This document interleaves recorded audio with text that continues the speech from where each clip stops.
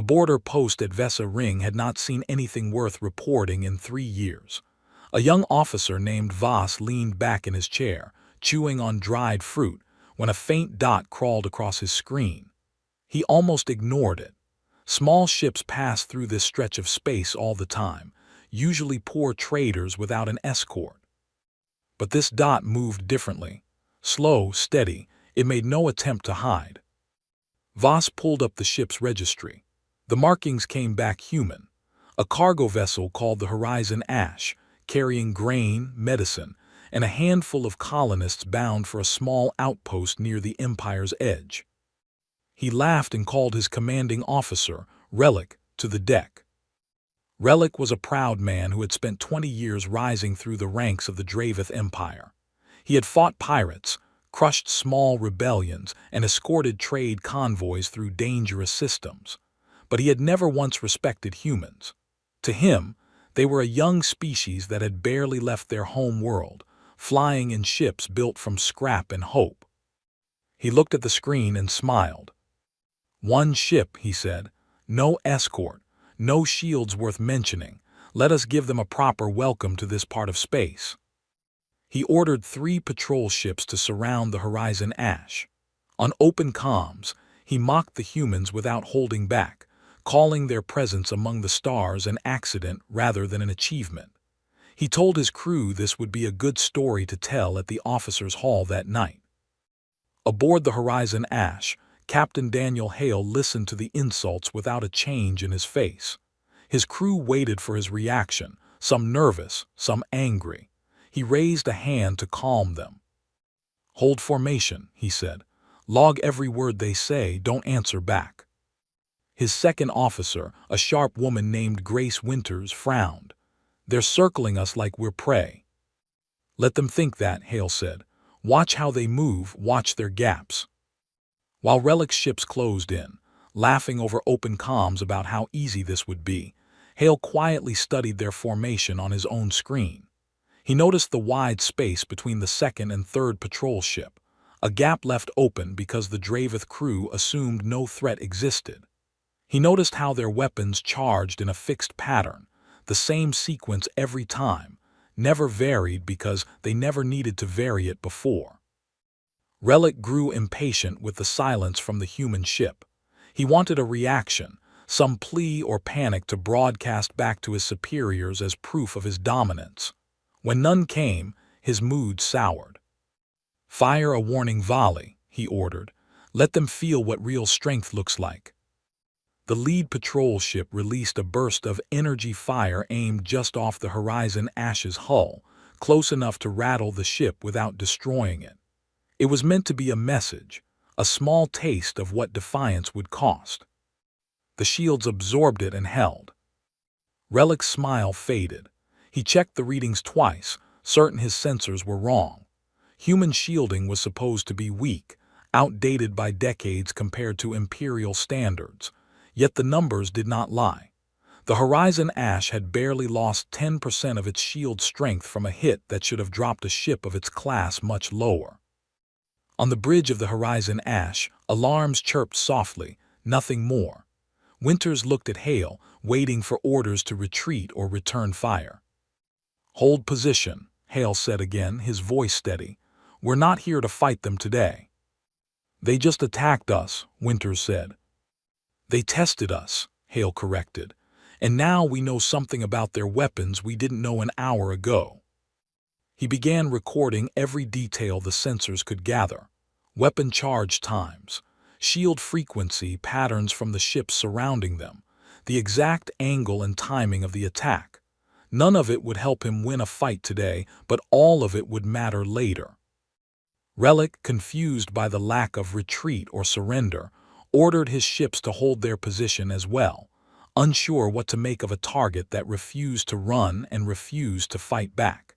He requested guidance from his superiors, framing the encounter as a successful show of force, though privately uneasy about what had just happened. Word of the standoff spread quickly through the patrol network. Officers who had never taken humanity seriously found themselves talking about the strange behavior of the Horizon Ash. Some called it foolish bravery. Others called it something closer to patience, though few dared say that word out loud in front of Relic. As the tension held in silence, Hale sat back in his chair and allowed himself a small breath. He knew this was only the beginning. The Empire's confidence was built on centuries of unchallenged strength, and confidence like that rarely bent easily. But every proud giant had blind spots, and today, without firing a single shot, humanity had found one. Behind him, Winters finished logging the last of the data and looked at her captain with a question in her eyes. What happens now? Hale watched the patrol ship slowly begin to pull back, their commander clearly unsure of his next move. Now, Hale said quietly, we go home and get ready. Traveled fast in the Dravith Empire, but not always in the direction officers wanted. By the time Relic's ships returned to their home station, a heavily edited version of the encounter was already circulating among the fleet. In this version, the human ship had been frightened into stillness, too weak to even attempt a retreat. Relic did nothing to correct the story. It made him look strong, and strength was currency in the Empire. Far from the celebrations, a communications officer named Doran sat alone in a quiet office, reviewing the raw sensor logs nobody else had bothered to check closely. He was young, recently assigned to intelligence work, and unlike most of his colleagues, he actually read the numbers instead of skimming them for a headline. What he found troubled him. The human ship's shields had absorbed far more damage than official reports claimed. The weapon fire had been aimed to intimidate, not destroy, yet even a glancing hit should have dropped their shields lower than it did. He flagged the discrepancy in a report and sent it up the chain, expecting little to come of it. Meanwhile, aboard the Horizon Ash, Captain Hale transmitted his own detailed account back to Human Command, a much longer journey through relay stations and secure channels. He did not frame it as a victory or a defeat. He framed it as information. Fleet Admiral Louise Bennett read the report twice before calling a meeting. She was known for patience bordering on stubbornness, a trait that had frustrated many officers eager for bold action against the Empire's growing patrols near human space. They tested our shields, she said to the small group gathered around the table. Now we know their weapon charge cycle, their formation gaps, and how predictable their aggression really is. An engineer named Priya Anand, who had spent years studying alien technology recovered from old skirmishes, spoke up first. If their weapons fire in a fixed rhythm, we can time our shield rotations to absorb hits more efficiently. This isn't just data. This is a blueprint. Bennett nodded slowly. Then we don't retaliate, not yet, we adapt. The decision surprised several officers in the room who expected calls for immediate reinforcement of the border. Bennett explained her reasoning simply. A rushed response would confirm every assumption the Empire held about humanity being reactive and emotional. A quiet, calculated response would do something far more valuable. It would make them underestimate humanity even further, right up until the moment it stopped being useful to them. Over the following weeks, human engineers worked around the clock. Shield harmonics were adjusted based on the frequency patterns recorded during the encounter. Small, stealth-capable vessels already in early development were pushed toward completion, their designs quietly informed by the gaps Hale had noticed in the Dravith patrol formation. Back within the Empire, Doran's report gathered dust in a queue of unread files, buried beneath more exciting news of successful patrols elsewhere. Frustrated but not defeated, he began keeping his own private notes, convinced that something about the Horizon Ash incident deserved more attention than it was getting. Relic, riding the wave of his manufactured reputation, requested permission to return to the same sector and finish what he called an unresolved matter. His superiors, eager for another easy story to boost morale among the fleet, approved a larger patrol group under his command. He did not know that the ship he intended to humiliate a second time had spent the weeks since their last meeting studying him, just as closely as he had dismissed them. Aboard the Horizon Ash, Hale reviewed the incoming intelligence from human command, including updated shield configurations and word of 2 additional vessels being prepared for deployment to his position. He gathered his senior officers, including Winters, in the small briefing room. "They're coming back," he said. "Bigger this time if the reports are right." Winters crossed her arms. "Are we ready?" Hale allowed himself a small, tired smile. "We're about to find out." Outside the viewport, the stars remained still and silent, indifferent to the quiet shift taking place between 2 very different fleets. One side prepared for another easy display of dominance. The other prepared for something the Empire had not yet learned to expect from humanity: patience sharpened into strategy. Neither side spoke of it openly, but both understood the same simple truth. The next meeting between the Horizon Ash and Relic's forces would not be a repeat of the first. The officers' hall aboard Relic's flagship buzzed with excitement the night before departure. Junior crew members traded exaggerated versions of the first encounter, each retelling making the human ship sound weaker than the last. Relic allowed the stories to grow, enjoying the attention, though somewhere beneath his confidence sat a small, unspoken doubt he refused to examine too closely. His new task force was larger this time, 5 patrol ships instead of 3, chosen specifically to ensure there would be no confusion about who held power in this sector. He intended to disable the Horizon Ash, tow it back as a trophy, and use the footage to silence any lingering questions about his first report. Doran, the young intelligence officer who had flagged the shield discrepancy weeks earlier, requested to join the mission as an observer. His request was approved mostly because nobody thought it mattered who watched from the sidelines. The fleet arrived at the edge of the contested lane exactly where the Horizon Ash had been last seen. True to form, the human ship sat waiting, unmoved and unescorted, or so it appeared on their sensors. Relic opened a channel, his voice dripping with theater for the benefit of his crew. "Still here, little ship. I thought you might have learned to run by now." Captain Hale's voice came back calm, almost bored. "We don't run from conversations we haven't finished." Relic laughed and gave the order to advance.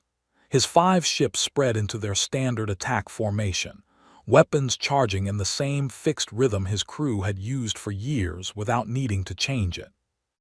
That rhythm was exactly what human engineers had been waiting for. 2 additional vessels, the Meridian and the Sable Creek, dropped their low-emission stealth profiles less than 100 kilometers from Relic's flank, close enough that his sensors barely had time to register them as more than sudden noise. Built using data gathered from the first encounter, their hulls were tuned to blend into the background radiation of the sector until the moment they chose to reveal themselves. Confusion rippled through Relic's bridge as new contacts appeared without warning. Before his crew could reorient targeting priorities, coordinated fire from all 3 human ships struck exactly where the shield harmonics of 2 Dravith escorts were weakest, a detail measured precisely from the first skirmish. The 2 targeted ships lost power to their weapon systems within seconds, disabled rather than destroyed, drifting harmlessly out of formation. It was not an accident. Hale had given clear orders before the engagement began: cripple, don't kill. A message of restraint would carry further than a message of slaughter. Relic's remaining 3 ships scrambled to adjust, but their attack pattern, so reliable in every previous encounter, now worked against them. The Horizon Ash's refitted shields absorbed the opening barrage with far less strain than before, exactly as Priya Annan's calculations had predicted weeks earlier back on human soil. On the bridge of Relic's flagship, alarms blared as tactical readouts turned from confident green to panicked red. Doran watched in stunned silence from his observer's seat, the private notes he had kept for weeks suddenly validated in the worst possible way. Relic gripped the edge of his console, refusing to believe what his own sensors were telling him. Increase power to forward shields. Target the smaller ships first. But the smaller ships had already repositioned. Using speed and coordination his own doctrine had never prepared him to counter. Within minutes, 2 more of his vessels reported critical system failures, forced to withdraw from the engagement entirely. Humiliated and outmaneuvered, Relic faced an impossible choice. Continue fighting with a crippled force against an enemy who clearly understood his tactics better than he did, or retreat and preserve what remained of his command. His pride wanted to fight. His training told him to retreat. Training 1. Full withdrawal, he ordered through clenched teeth, the words tasting bitter in his mouth. As his remaining ships pulled back in disarray, Hale's voice came over the open channel one final time, calm as ever. Safe travels, Commander.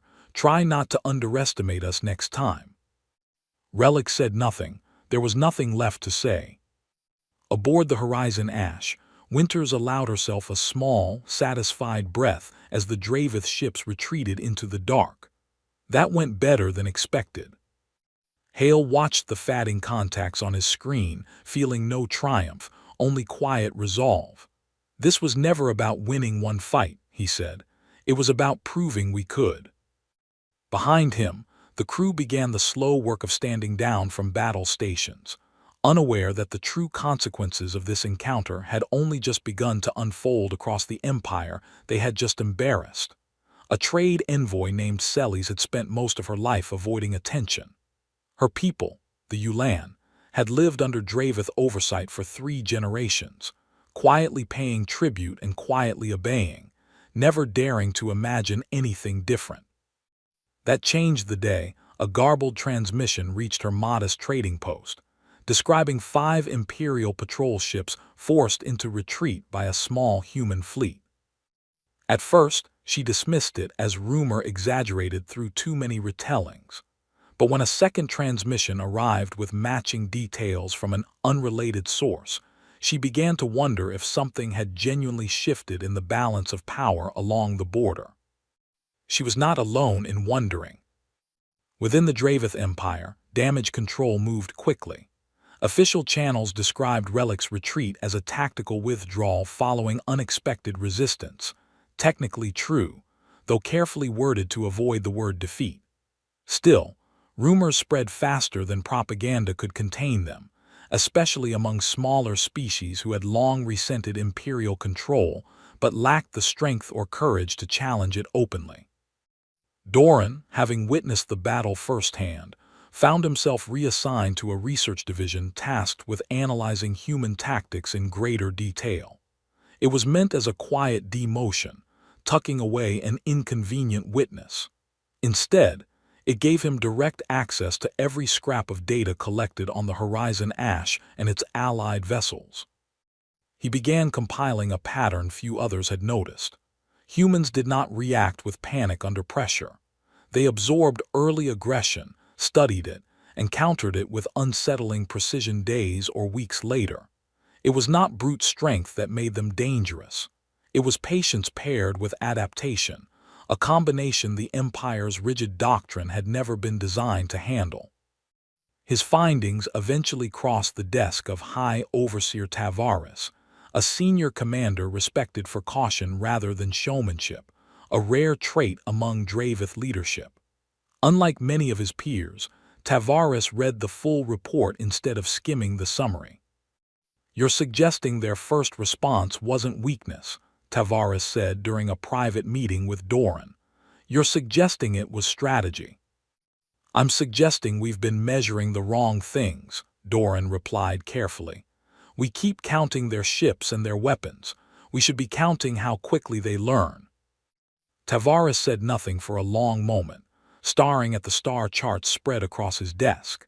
He had spent decades assuming humanity's slow expansion into the stars reflected limited ability rather than deliberate caution. The idea that it might be the opposite unsettled him more than he cared to admit. Meanwhile, on the human side of the border, Captain Hale received unexpected orders reassigning him to a small diplomatic task force. Fleet Admiral Bennett explained the reasoning during a brief transmission. "Word of the engagement has reached species we've never formally spoken with," she said. "Some of them are asking questions about who we are and what we want."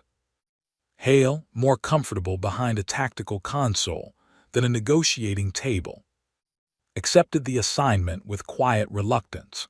His first meeting was arranged discreetly, away from Imperial monitoring, with representatives from the Ulan Concord, a loose coalition of smaller species seeking greater independence from Dravith oversight. Celes attended that meeting herself, curious to see if the stories matched the reality. She found Hale far less imposing than the rumors suggested, calm rather than boastful, careful rather than arrogant. He made no grand promises of liberation or conquest. He simply offered honesty about human capabilities and human limits, along with a willingness to build trust slowly rather than demand it immediately. "We're not here to replace one empire with another," Hale told the gathered representatives. "We're here because we think there's a better way to share the same stars." It was not a dramatic declaration, but it left an impression. For species accustomed to imperial promises followed by imperial control, quiet honesty felt almost radical. Word of the meeting reached Tavares within days, filtered through the Empire's remaining intelligence network among the border systems. Combined with Doran's research, it painted a picture that troubled him deeply. Humanity was not simply defending itself.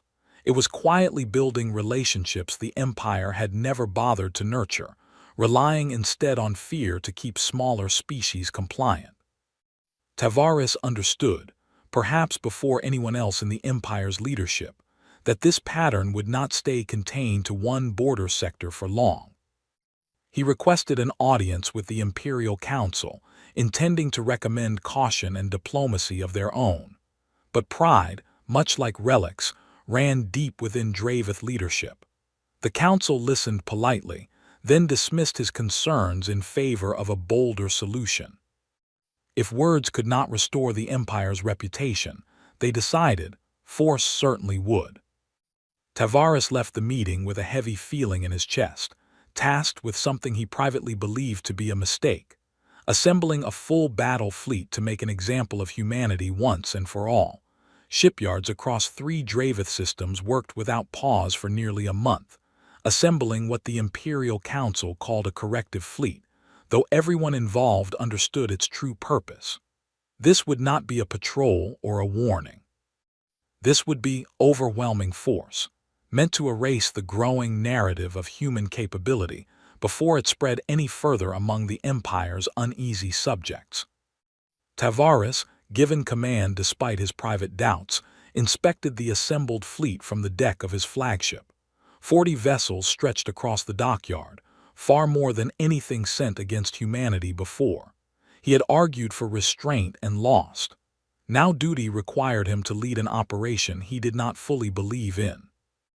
Doran, still assigned to research, submitted one final report before the fleet departed, warning that overwhelming numbers alone might not be enough against an enemy that had shown a consistent pattern of adaptation. His warning was filed, acknowledged, and ultimately ignored. The Council wanted a decisive victory, not another careful lesson in restraint. Word of the approaching fleet reached human command well before it arrived, thanks in part to quiet cooperation from Celes and other Ulan contacts, who had grown increasingly willing to share information gathered from nervous Imperial shipping routes. Fleet Admiral Bennett called an emergency meeting, this time including representatives from the Ulan Concord alongside human military leadership, a first in the short history of their new relationship. "They're sending everything," Bennett said, studying the projected fleet numbers. 40 ships, possibly more. Hale, present both as tactical advisor and diplomatic liaison, studied the star charts carefully. "They want a clean, undeniable victory, something they can broadcast to every species watching." "Can we stop 40 ships?" Celes asked, her voice tight with concern for her own people, who remained deeply vulnerable to Dravith retaliation regardless of the outcome. "Not through strength alone," Hale admitted. "But we don't need strength alone. We need them to keep making the same mistake." He proposed a plan built entirely around the Empire's greatest weakness, its unwavering confidence in overwhelming numbers. Human and Ulan forces would stage a series of deliberate, believable retreats, drawing the Dravith fleet through a narrow debris corridor near the border colony of Ashen Reach, a region littered with the wreckage of old mining operations and unstable asteroid fragments. Engineers worked quickly to seed the corridor with disabling ion mines, weapons designed to knock out enemy systems rather than destroy ships outright, continuing the same restrained approach that had defined every human engagement so far. When Tavares's fleet finally arrived near Ashen Reach, they found a modest defensive formation of human and Ulan ships positioned at the corridor's edge, seemingly caught off guard by the size of the approaching force. Exactly as Hale predicted, the sight of an overwhelming fleet triggered old assumptions among the Dravith command staff. Confidence bred carelessness. Tavares, despite his private reservations, found himself pressured by eager subordinates to press the advantage immediately rather than proceed with caution. "They're retreating into the debris field," one officer reported eagerly. "Should we pursue?"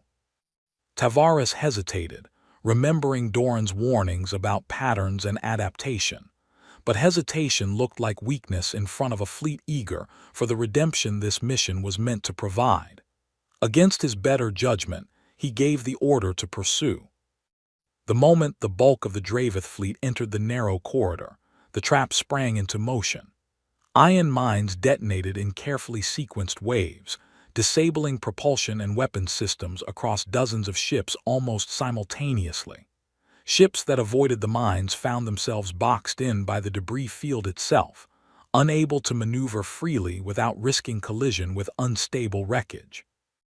Panic spread quickly through the Dravith formation as ship after ship reported critical failures. The overwhelming force meant to crush humanity's growing confidence instead found itself paralyzed within minutes, undone not by superior firepower, but by the same predictable aggression that had failed Relic months earlier. Tavares, watching his flagship's own systems flicker under the strain of nearby detonations, understood immediately that continuing the assault would only mean further losses without any realistic path to victory.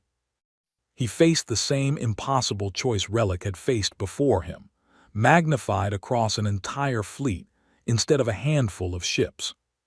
"Signal a full stand down," Tavares ordered quietly, the weight of the decision heavy in his voice. "We surrender the engagement." Silence filled his bridge, broken only by the soft hum of failing systems around them. Outside the viewport, the corridor glittered with the drifting wreckage of an empire's ambition, undone by patience it had never learned to respect.